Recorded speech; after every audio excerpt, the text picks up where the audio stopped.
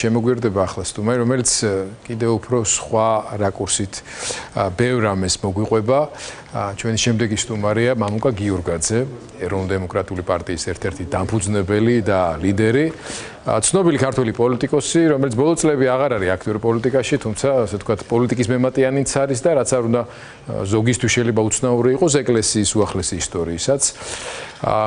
დღეს იქ ჩვენთან მამუკა ჩვენთან არის არა პოლიტიკოსის სტატუსით, არამედ იმ ახალგაზრდის სტატუსით, მოგზაურობ მამუკა, რომელიც აი კათოლიკოს პატრიარქ ილია მეორის აღსახსრების შემდეგ პირველ სტიქაროსანთა რიგებში იდგა და სიონის კათედრო ტაძარში მის უწმინდესობას ეხმარებოდა მსახურებაში.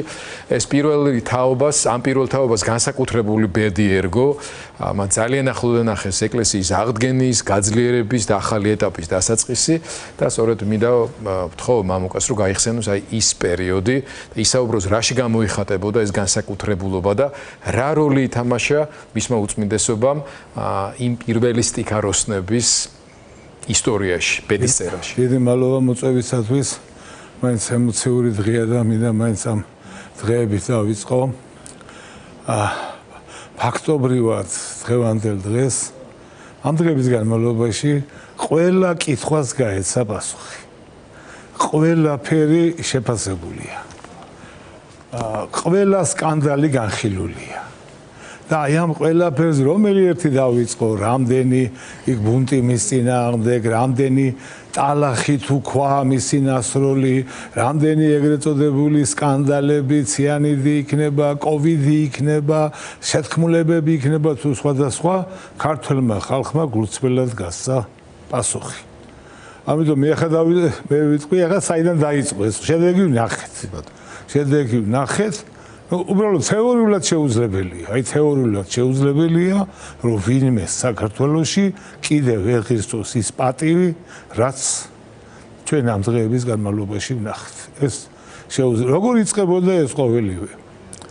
იწყებოდა იმით, რომ როგორც შეფასება ყველა ხმარობთ, სუდარა გადაფარებული საქართველოს ეკლესიაში გამოჩნდა ნათელი წერტილი. ეპისკოპოს ილია შიოლაშვილის სახით. ვიზუალი, რაც უმთავრესია რა, ჟურნალისტებმა იცით, კარტინკა მომეციო რა. პირველი შთაბეჭდილება. დაელაპარაკები სითბო გამოდის მისი სხეულიდან და შეიძლება სიტყბო პირიდან. უბრალოდ აი ბავშვით ფუმფულა ხელი, მაგრამ ენერგეტიკა ძლიერი. აი ეს როგორ თავსდებოდა, ცოტა რთულია ეს ჩემთვის ახსნა, მაგრამ ეს რო ასე იყო, თბილი და ენერგიული და ენერგეტიკა ძალა მოდიოდა.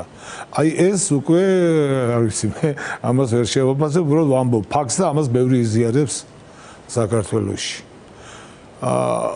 აქ არის კიდევ სურათს, როცა ვამბობთ, რა ფონია, არის 4 ძალიან მოხუცი ეპისკოპოსი. დამსახურებული კი ბატონო, გიორგი, გრიგოლი, ზინობი, ეს ადამიანები, რომლებიც ემსახურებოდნენ ბოლშევიზმის დროს, დევნის დროს, საკუთარ ზურგზე გადაიარა თითოეულმა მათგანმა ეს ყოველივე, მაგრამ აი ეს ენერგეტიკა ახალგაზრდა ეპისკოპოსიდან რომ მოდიოდა, ეს იმ ადამიანებს, ვინც ერთხელ მაინც სიონში, ან სასოხუმში, ან სადმე ნახავდა მეუფეს, მაშინ მეუფეს, მიხვდებოდა რომ რაღაც ახალი იწყება. ჩვენთვისაც, ახალგაზრდებისთვისაც, რა პატარა ბავშვები ვართ და მე დიდუბის ეკლესიის გვერდით ვცხოვრობდა, შეათ უყვარდა მის უწმინდესობას, მაშინაც დიდუბის ეკლესიაში მობრძანება, მე იმდენად უყვარდა, რომ თვითონაც მოხატა და თავის ხელით ასრულებდა ნაღმშევრებს და აშკარად იგრძნობოდა, რომ რაღაც სხვა არის რა.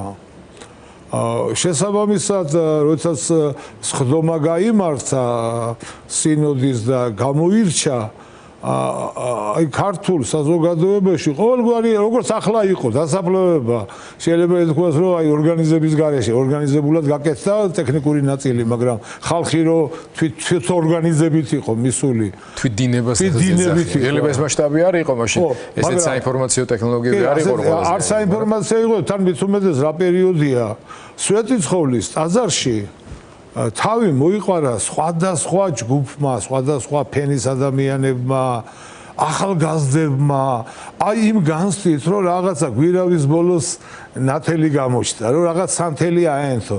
ნუ შემდეგ 50 წლის მერე ნახეთ ჩვენ რომ ეს სანთელი ჩამოიღვენთა და აი ბოლომდე ჩაიწვა. მაგრამ მაშინ აი ახალ დანთებულია რა ეს სანთელი არ დამოვიწყდება ნოდარ ნათაძე ახლა პატარა ვიყავ მაშინ არ ვიცოდი ვინ იყო სპეციფიკური ხმის გამო რომ ალბათ რაღაცა ხდება აი არც მან ნუ უკვე დამსახურებული პროფესორია ახლა მე პატარა ბიჭი ვარ მაგრამ არც მას არ ქონდა ბოლომდე გააზრებული იმ წრესთან ერთად რომელიც წრეშიც ის იმყოფებოდა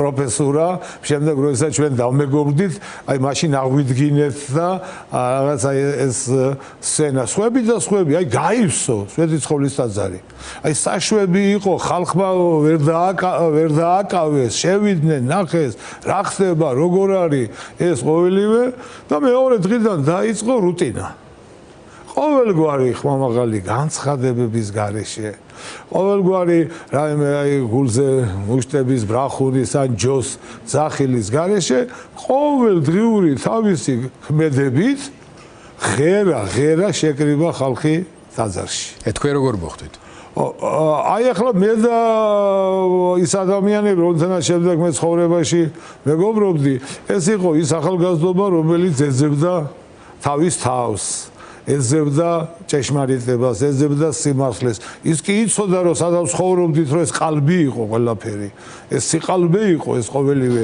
მაგრამ რა იყო სხვა ეს არ ვიცოდით. უბრალოდ ვიცოდით რომ სადღაც სხვა არსებობდა. ილია ჭავჭავაძეს რო წაიკითხა მიხვდები რომ სადღაც მე ვსაუბრობ როცა ვარ 13-14 წლის რომ სადღაც სხვა არსებობს. იქ რაღაცა შემდეგ დისიდენტი ლიზიკო ქავთარაძე იყო, იმა რაღაცა ლიტერატურა, იქ სხვა რაღაცა ნათესავი მყავდა კიდევ ამ ინფორმაციის პრობლემა რაღაცა მომაწოდა. და ყველა ამ ადამიანებმა მოვიყარეს თავის სიონის ეზოში. უბრალოდ ჩამონათვალის უყველა, ნუ იმ პერიოდის ზოგმა ტრაგიკულად დაასრულა სიცოცხლე ამ შემთხვევაში. მე თვითონ მაინც მინდა ახსენოთ, იმიტომ რომ აი თემურ ჩიხლაძე მაგალითად მამა თემური, რომელიც აი სუყველა მივედით რა, სუყველა მივედით და ვეძებთ თავისუფლებას. თემური თქვა რომ მე ვიპოვე ეს თავისუფლება რა ეს თავისუფლება აქ არის ეკლესიაში წავიდა საერთოდ მონასტერში ერა წავიდა აი მაგალითად აცხონოს სოციალისტელი აგრძელებდა ძიებას გიორგი ჭანტურია გოგი შიოლაშვილი აი ეს ადამიანები რომლებიც ხო აი ამ კუთხით ვიყავი ჩართული შემდეგ არარელიგიური ადამიანებიც ან ნაკლებ რელიგიური ადამიანები საერთო ათეისტი ადამიანებიც მოვიდნენ ამ ტაძარში საბოლოო ჯამში ისე გამოვიდა რომ ძალიან ცოტა ხანში ყველა პატრიარქის მთების ქვეშ მოვიყარეთ თავი და აქვე მინდა აღნიშნო უწმინდეს აი თვითონ თვისებები რა აი თვისება რა აი ბუნების თბილი ლოიალური არ იყო რა კიდევ მეორებზე ჯოს და ძირს ასეთი მაგრამ ისტორიულ მასშტაბიან თემებზე ქვადარკინა აი ისტორია რომლის გამოსწორება ცუდი შეუძლებელი იქნებოდა რა იგივე შემდეგ პერიოდში ახლა ქართულ საზოგადოებას უკვე ემახსოვრება ეს თემა როგორიც არის და საქართველოს ფედერალიზაციის საკითხი ქართული მიწის საკითხი იგივე კოვიდი ვახსენე და სხვა ბევრი სხვა ასეთი თემები სადაც პრინციპული პოზიცია დაიკავა და ვერ შეაცვლებინეს თუმცა მიმდინარე საკითხებში ის ლოიალური იყო ის ამის გამო არ ქმნიდა ზედმეტ აჟიოტაჟს და ამ სიტუაციაში მიუხედავად იმისა, რომ ბევრი საყვედური ესმოდა ჩვენზე და ის ადამიანებზე, რომლებიც მერც სხვანაირად საუბრობს სიონის ეზოში, ახლა ამის მოთმენა 77, 18, 19 წელი ასე მარტივი არ იყო ხელისუფლებისთვის. აი ერთხელ არ უგზნობინებია, რომ რაღაცა ამის გამო პრობლემები ქონდა. აი ის რაც ისტორიული მასშტაბიანი იყო, იქ აი ეფარებოდა ყველაფერს და შესაბამისად იგივე მისაღები იყო თუ მიუღებელი ამა თუ იმ ხელისუფლებისთვის, მისთვის თავარი იყო ადამიანი. ამიტომ მიდიოდა მასთან. აი ორმოში ჩავარდნილის ამოსაყვანად. ბოლოს როცა ყველანი აღმოჩნდით ორმოში და ყველაში მანა მოგვიყვანა, აი ეს მოხდა, აი დღეს. როცა ყველამ გავაცნობიერებ და ვისაც უშუალოდ არ მოწევია მისი დახმარებით ორმოდან ამოსვლა, იმისთვის იმედი იყო. ის იმედი მოხდა, რომ გაჭირვების ჯამს ბოლო ინსტანცია, სიმართლის ბოლო ინსტანცია დაცვის, სწორედ პატრიარქია და მისი ავტორიტეტი გვიცავდა თითოეულ ჩვენგანს ყოველთვის და ისიც მაქსიმალურად ცდილობდა, რომ აი ჩვენთვის ეს აეხსნა, როდის რა, თავისი პირადი მაგალითით. აი როგორი რაღაცა მაგალითად ორშაბათობით შემოიღო ბავშვების დალოცვა. არავისთვის არ მოუწოდებია. თავიდან 2-3 ბავშვი იყო, ისიც მრევლის შვილი და მე როდესაც ქალაქში გავრცელდა, რომ ბავშვებს ლოცავენ, ბავშვების ლოცვა ისეთი თემაა, რომ აუცილებლად. მე სამშაბათობი და უშუალოდ იყო ერის პარაკლისი. შემდეგ შემოიღო შესაბამისი ფორმები, მაგალითად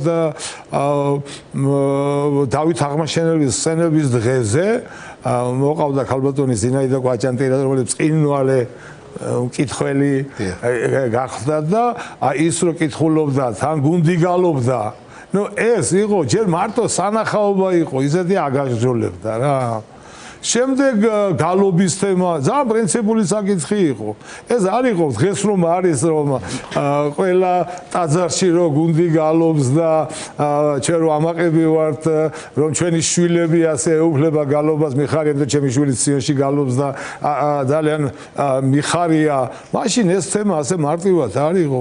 იქაც ერეოდა საბჭოთა შესაბამისი ინსტიტუტები იქაც ერეოდა, რომ ეს არ ყოფილიყო, მათ ძალიან კარგად იცოდნენ, რომ ამ ქართულ გალობას, ქართული ეროვნული სულის აღორძინება მოყვებოდა.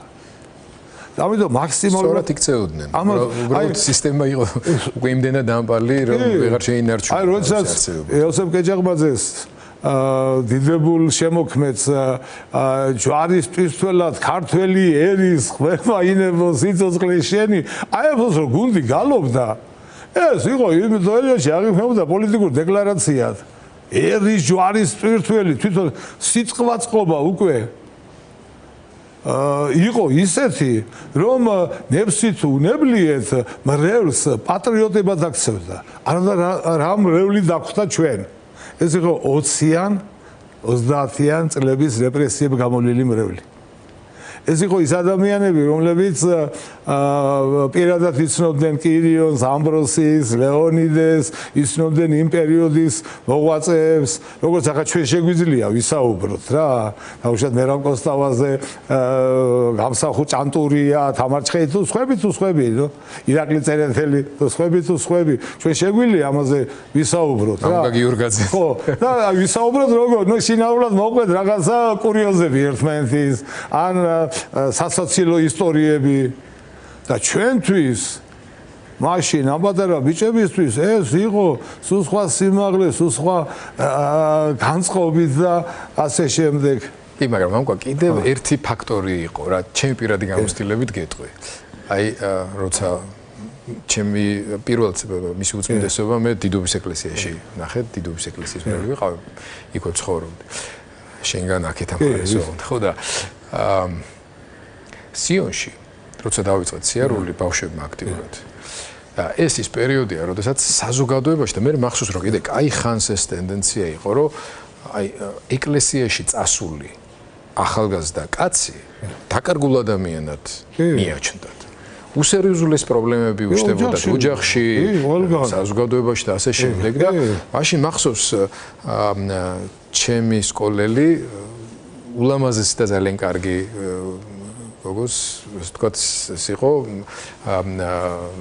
ერთ-ერთი თქვენი სტიქაროს ვიტყვი ხა პირდაპირ ის მამა ელისე, მამა რევა სიხარულიძე, ჩემი მოწვევი, რომელიც პირველი სტიქაროსანი იყო და ნეუფე დიმიტრი ხა მამა დავითი მისი ძმისშვილი, რომელსაც სხვათა შორის ინფრასტრუქტურულად ზუსტად ის ხაზი გააგრძელა მერეჯერაში და სასწავლებლების დაარსებით, ახალი თაობების გამოსდით და ასე შემდეგ და აი ყველასთვის ისეთ გასაოცარი იყო რომ მღვდელი კი არ იყო სტიქაროსანი იყო უბრალოდ ვერ ჯდებოდა ჩვენს და ბევრის წარმოდგენებში რომ ეკლესია შეიძლება საერთოდ ახალგაზრდა ადამიანი მისულიყო იმიტომ რომ ეს იყო მოხუცების სივრცე რელიგიათაც კი არა ითვლებოდა ეს ზაბობა იყო იმიტომ რომ ეს უზარმაზარი კარიერის არა და ახალგაზრდები ძალიან სიმპათიურები მე მახსოვს ისე მე გშურდა ყველასი ხა რო უყურებდით ამას ყველაფერს მაგრამ იმ პირველი მომენტისთვის იმ სიტუაციისთვის ძალიან არაორდინალური და რაღაც არაბუნებრივი თითქოს ხო ეს არის რომ აი მე გეტყვი ჩემ ოჯახში და საერთოდ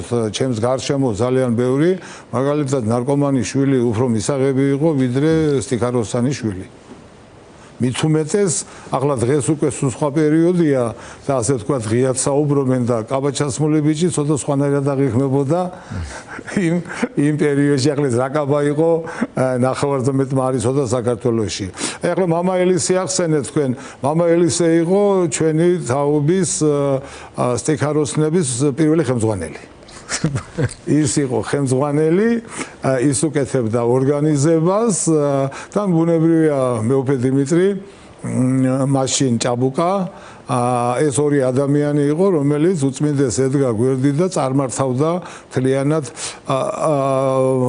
აქ ერთი რამე მინდა მე გავიხსენო რომ დღეს მაგალითად ჩვენ განებივრებული ვართ სტიქაროსნების რაოდენობით და ძალიან ბევრ ტაძარში უყურებენ. მაშინ ეს ძალიან დიდი ფუნქცია და შრომა იყო და კიდევ ერთი, აი მაგალითად გეტყვით, რომ ნაკურთხი იყო მამა ელიზბარი ოდიშვილი ქაშვეთის დეკანოზი, ბევრი იცნობს, ძალიან ცნობილი და ღირსეული ადამიანი, მიუხედავად იმისა, რომ ნაკურთხი სასულიერო პირი იყო, სტიქაროსნის ფუნქციებსაც ასრულებდა. იმიტომ რომ არ იყო რაოდენობრივად არ ყოფილა მსახურება ხო მსახურება ვერ შედგებოდა თვით მისი უწმინდესობაც კი პირველ პერიოდში როცა მობზანდა იყო ერთი-ორი შემთხვევა როდესაც რუსი ალექსანდრე ნეველიდან წამოსული სტიქაროსნება ან დააგვიანეს ან იმდენი რაოდენობა ვერ მოვიდა და იყო შემთხვევა რომ პატრიარქი ელოდებოდა მშვიდად როდის მოვიდოდნენ სტიქაროსნები იმიტომ რომ შეუძლებელია მე დავითი თუ არის სტიქაროსანი თუ არ არის რომ იქ ფუნქციონირება შედგეს და სწორედ ამის გამო მისმა უწმინდესობამ თვითონ დასვა საკითხი რომ აბა ახალგაზრდებო თუ აიღებთ ამას თქვენ თავზე და შესაბამისად აი ვინც იქ ტრიალებდით ზოგმა ადრე ზოგმა გვიან ზოგმა რელიგიური მოტივებით და სუბსაიზე სულიერი მოტივებით ზოგმა როგორც ჩვენ ასე ვთქვათ მხარდაჭერის და მიუხედავად იმისა რომ სულები და ვაპირებდით სასულიერო პირობას პატრიოტული და ესეთი მოტივაციით ვიცვამდით სტიქარს და მსახურობდით და ვიყავით ამ პროცესში ბუნებრივია ახლა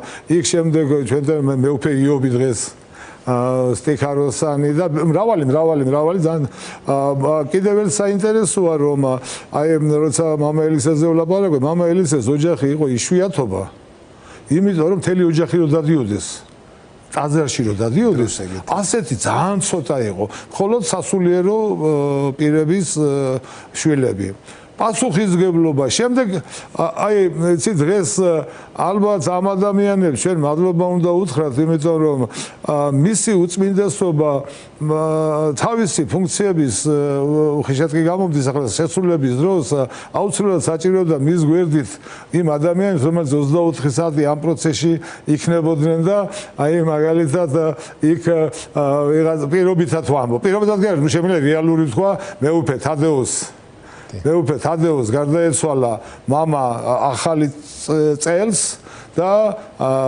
ფსალმუნების კითხვისთვის მისმა უწმინდესობამ მეუფე დიმიტრი გააგზავნა ახლა სხვის შვილს ხوار აი ეს ასე მარტივი არ არის რა რომ დღეს საუბრობ ჩვენ როცა ვინმე ეპისკოპოსის ხარისშია ის როგორ დაიწყო რა იყო რა ხდებოდა აი მამა ელისეც ასევე ის დამატებით კიდევ შრომა იყო და ჩვენ თუ ჩვენ თავს ხანდახან სუღლუტობის უფლებას ვაძლევდით ესენი თავის თავს ამზადებდნენ სასულიერო პირობისთვის და მორჩილების უფრო მეტი შესაძლებლობები და მამა ელისეს და მეუფე დიმიტრის განსაკუთრებული სამძიმარი მე მინდა პირადად უთხრა ახლა პირ ეთერში რომ ფაქტობრივად მასთან ცხოვრობდნენ და მან გაზარდა ეს ადამიანები ახლა იგივე მამა ელისეს უფროსი ძმა ჯემალი ლამის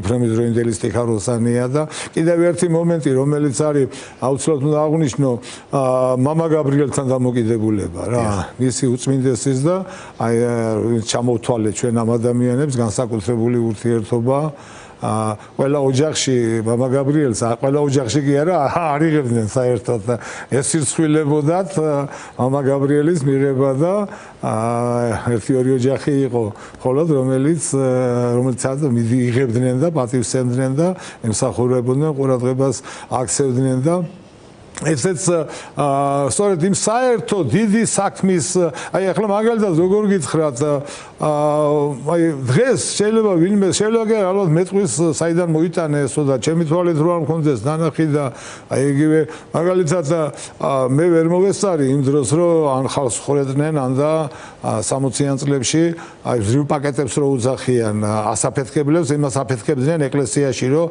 ჭყლეტა ყოფილიყო და ხალხი დაშინებულიყო მაგრამ იმას ნამდვილად მოვესწარი რომ პროვოკატორები თუ შემოგზავნილები მანდ-მაინც კანდელიდან უკიდებდნენ სიგარეტს ტაძარში და ესე იგი ნახევარი წირვის გატარება ჩვენ გვიწევდა ამათ გაყვანა და გამოყვანაში და იქ ვთქვათ ქუჩურ გარჩევებში და ახლა როდესაც აქ ჩვენ გადაცემაში რომ მოვდიოდი სერგო ორჯონიკი ის რა ქვია სერგო პროფესორი ვარდოსანი ბოდიში ბატონო სერგო იცი ჩემი პატივისცემა შესმის მე ვიფიქრე აქ რო ამოიარე სერგო ორჯონიკის ძეგლი გაგახსენდა თქო სამთავროებდა რო საუბრობდა რომ სარეცხი იყო გაფენილიო სიონის ეზოში სიონში და ქაშვეთში იქ ხალხი ცხოვრობდა და ახლა თქვენ წარმოიდგინეთ კვირადილას ეს ადამიანი თავისი ფრეტელებიანი მაიკით შორტებით გამოვიდა ქალები საცვალს რეცხავენ და ფენენ და თეთრეულს და ასე შემდეგ ამ დროს ტაძარში წირვალოცვა მიმდინარეობს და აუცილებლად შემოვლა არის იმისთვის ის დასვენების დღეა რა გინდა ჩემ ეზოში ვარ აი ბუნებრივად იქნებოდა კონფლიქტური სიტუაციები. ჩვენთვის საპატივცემულო ადამიანები საფლავზე რომ მანქანაში აყენებდა ზეთის გამოსვლას დაიწყებ. იმას ვერ უხსნი. აი ეს ყველაფერი გადადიოდა ძალიან კონფლიქტურ სიტუაციებში, გადადიოდა შეგნებულად აღვივებდნენ. ამ ყოველივეს აღვივებდნენ შეგნებულას. იქ ეზოში 1-2 თავის დროზე იმიტომაც ჩაასახლეს ზოგიერთი რომ ეს გამოეწვია. აი კიდევ როდესაც ახალ ტაძრებში აი ხშირად ვიხსენებს პირველი რო იყო უწმინდეს აკრძალული ქონდა რეგიონებში გასვლა. და როდესაც პირველ წელს ალავერტში ჩავედით, ნუ იქ მილიციასთან რაღაც კორდონები და რაღაცა ეს კიდე ნაკლები პრობლემა იყო. ეზოში რომ შევედით და აი ეს ფილმი ალავერდობა რო გვინახავს. ხალხმა გვიძრა რა ლოცვით გვაწუხებს. ასე ჩვენი წინაპრები, მამები და პაპები ასე აღნიშნავდნენ ალავერდობასო რა. ხრეობით რა, ზოგი მათგანი ტაძარშიც კი. ახლა ამ ხალხს აუხსნა. აი კიდევ ერთი, აი მარტივად მინდა უფროსი თაობის ადამიანები გამიგებენ, ახალგაზრდები შეიძლება ვერც მიხვდნენ რა საზღვრებასთან ქონდა საქმე, როდესაც ყველა ტაძარში რომელიც მოქმედი იყო, ყოველ დღე ცხოველების შეწირვა ხდებოდა და ჩამოწყავება და სისხლი და უბედურება, არაფერი განსაკუთრებული, არანაირი სტახანოური მეთოდით უწმინდეს არ გაუკეთებია. ნელა დღეს თქვენ ნახავთ არც საქართველოს არც ერთ ეკლესიაში. ეს აღარ არის. აი ასე ამზადებდა საზოგადოებას ეკლესიური ცხოვრებისთვის. აი ასე ნელ-ნელა თვითონ კი უნდოდა სწრაფი ტემპი, მაგრამ რამდენად მიყვებოდა მრევლი. ამასაც აქცევდა ყურადღებას. რომ რამდენად შეძლებდა ამის ათვისებას, ზედმეტი წვირთი დაადო ვერ აწევს. ამიტომ მუდმივად ცდილობდა რომ ასე ვთქვათ პროგრესისკენ წაეყვანა, მაგრამ ისე რომ არ ყოფილიყო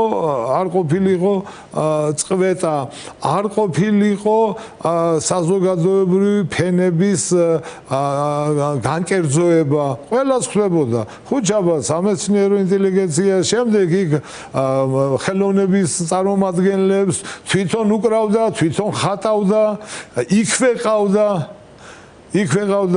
ცნობილი რუსიკო ფეტიუაშვილი მაგალითად ეჯდა თავის ოთახში და ეს იღებდა სტუმრებს და ის ხატავდა მინიატურებს იქვე იასხვენი არის, სადაც თავად მოყვარდა. კი, იქვე ხატავდა ამას, სხვებთან მიმართებაში თხოვდა, თვითონ მიდიოდა.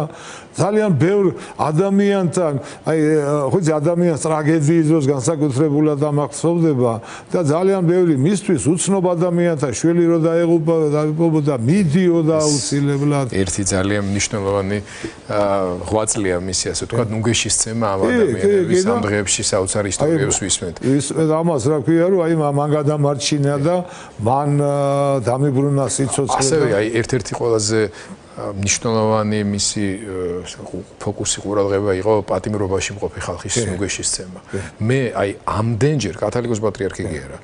რა ვიცი, ეპისკოპოსს ვერ ვიხსენებ, რომ ასეთი სიხშირით, ინტენსივობით ევლოს საპატიმროებში ესაუბრო, შეხვედრო საჩუქრები შეეტანოს პატიმრებისთვის. აი ნამდვილი ქრისტიანული სიკველის გამოვლენა და გამოხატულება. უშრეთი ენერგია. აი ამ რასაც ჩვენ ახლა საუბრობთ, რომ შევკრიბოთ, შეუძლებელია ეს გააკეთოთ თუ პირდაპირ შეერთებული არ ხარ უფლის მადლთან.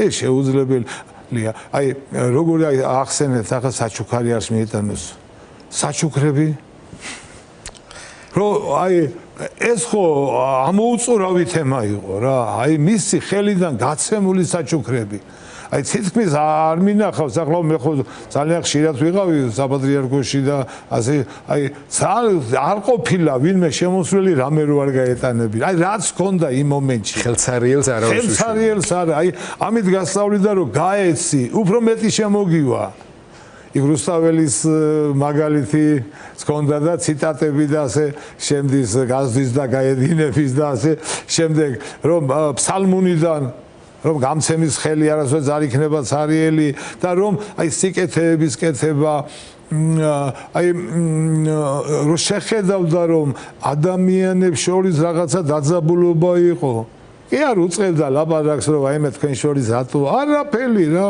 დაგიძახებდა იმ კაცთან ერთად სუფრასთან აი სუფრის თემა კიდევ ცვალკი თემაა რა აი მისთვის ხომ სუფრა უბრალოდ საკვების მიღება არ იყო და ელემენტარულად მე ხშირად მახსოვს როდესაც გადაღლის გამო გაპარულა მაგალითად მარტო რო არავისაც ცოდნოდა ყაზბეგში და იქ რო ჩავიდოდა და დაურეკეთ ამას დაუძახეთ ამას ვერ ჩერდებოდა მარტო რა მიუხედავად ყველაფრისა რომ და აი ეს სტუმარი აძლევდა ძალას და სუპრასთან სწორედ არაფერი უბრალოდ რომ მისი გვერდით აქედან იქიდან მისი ასე ვთქვათ ერთმანეთში უბრალდყოფი ადამიანები ვითომ საკარებ აი თქვენ რა სიტყვით აბა თქვენ რა სიტყვით რას უპასუხებ და ავტომატურად ქმნიდა აი ზედმეტი რაღაცეების გარეშე და დეკლარაციების გარეშე და ასე შემდეგ გარემოს როდესაც უხსნიდა გზას და აი ეს ასეთი მისი ყოველდღიური ღვაწლი ქმნიდა წლების განმავლობაში მიზიდულობას, მიბმას. Ну, цалке კიდევ თვითონაც იცოდა ზოგი ავანტურისტი იყო, ზოგი რა იყო, ზოგი როგორ იყო. აი იმას იმ წუთში, რა ქვია, აი რენტგენი რო გაარკვევს, ვირასულის არის, როგორ არის და განსაკუთრებით მისი სპეციფიკური იუმორით, რა. მისი იუმორით, ანუ იუმორი კიდე ცალკე თემაა, რა. ცალკე თემაა ადამიანებთან ურთიერთობაში, ეს შეუძლებელია უფლის გარეშე. შეუძლებელია კიდევ ერთი მომენტი ხშირად აი მოვისმენ ჩვენ ხოლმე რომ აი კერპი შეიქმნა და ასე შემდეგ და ასე შემდეგ. მე არ მინახავს ადამიანი რომელიც ასე საჯაროდ ჯერ ისედაც მინახავს სინანულში მყოფი, მაგრამ ასე საჯაროდ თავის სოდვებზე აი მის ბოლო გამოსვლაში ძიმე მარხვის დაწყების წინ ისაუბრა ანდერძივით დაგვიტოვა რა უნდა გავაკეთოთ და იქვე გთხოვა შენდობა ცოდვებისთვის ჩვენ ადამიანებს ადამიანმა რომელიც ჩვენი გულისთვის ყველაფერზე აი ეს გოლგოთაა რა გოლგოთა არის თუკი აი ვიღაცა შეიძლება ილია ჭავჭავაძე წვით გაიყვანეს ამ ცხოვრებიდან ეს უბრალოდ ჩაიფერფლა საქართველოს სიყვარულში და ქმნიდა ისეთ გარემოს რომ აი შენ შინაგანად გინდებოდა ყოფილიყავი ჩართული ამ გარემოში. ახლა კიდევ ერთი თემა რომელიც მინდა აღნიშნო და ალბათ ბევრ ადამიანს ხინჯად დარჩება ეს გულში, ხინჯად დარჩება მის მიმართ გამოთქმული გარკვეული პრეტენზიები. არც ერთისთვის არ პასუხია. არც ერთხელ, არათუ საჯაროდ, კერძო საუბრებშიც არ მახსოვს, რომ ვინმეზე რამე მას ეთქვა. ეს მხოლოდ და მხოლოდ შეიძლება ძალიან რთული მომენტების გამო. ძალიან რთული მომენტი, რა არ დააბრალეს. სხვადასხვა ეპოქაში. რა არ დააბრალეს, რა არ იყო ისეთი სიბინძურეები, რა, რომლის თქმაც კი სამარცხვინოა, რა, არასოდეს, იმიტომ რომ მას წამდა უფლის და იცოდა რომ უფალი თვითონ დაალაგებდა სამართალს და აი ჩვენ ხედავთ ეს სამართალი დაალაგდა და ჩვენ ეს ვიცით და კიდევ ერთი რაც ბოლოს მინდა ვთქვა რომ ამ ყოველივეს გაფრთხილება ჭირდება. ამ ყოველივეს გაფრთხილება ჭირდება, მაგალითი მივიღეთ, ნახეთ და მოუწოდებ ყველას რომ ვიცხოვროთ ამ გზით. ვიცხოვროთ ამ გზით, ახლა მაინც გავაცნობიეროთ რომ რა შეიძლება მოყვეს ჩვენ მხრიდან არასწორ ნასროლ ქვას, ტალახს, სიტყვას თუ სხვა რამე. მამუკა ძალიან დიდი მადლობა. ყოველთვის საინტერესოა განსაკუთრებით იმ ძველი მოგონებების ნაწილში და რო გადაივლის ეს პერიოდი, მე კიდე ცალკე მიუძვნად გადაცემა ისტორიებს. მათ შორის იუმორით გაჯერებულსაც ბევრი გაქვს მოსაყოლი და აუდიტორიისთვისაც ძალიან საინტერესო იქნება. მადლობა. გაიხარეთ. მადლობა.